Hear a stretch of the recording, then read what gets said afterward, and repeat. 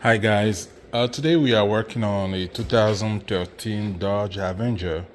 We are having issue with coolant overflow, bubbling, overheating.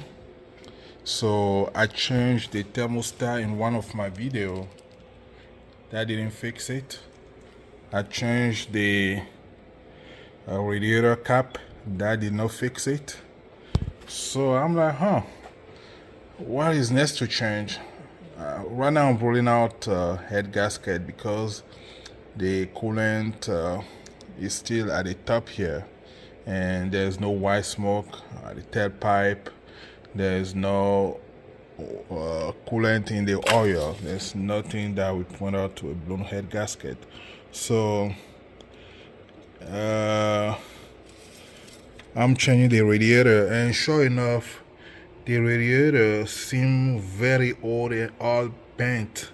So I think the radiator might be the culprit. So to change this, all you have to do is to remove the coolant overflow reservoir, to remove the air filter, remove the fan, and there's two bolts here, one here and one here.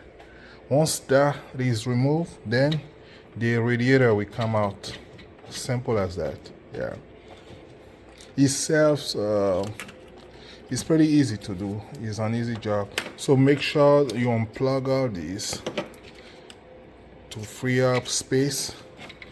And this is the fan here. You have to remove the grill also, the front grill and the fan.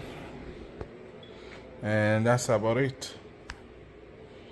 Thanks for watching, guys. So there are two hoses on the radiator. There's one up here that connects to the overflow to the engine. Is located here at the top left corner facing the vehicle, and there's another one here at the bottom right facing the vehicle. So we had to remove both of those hoses to free up the radiator.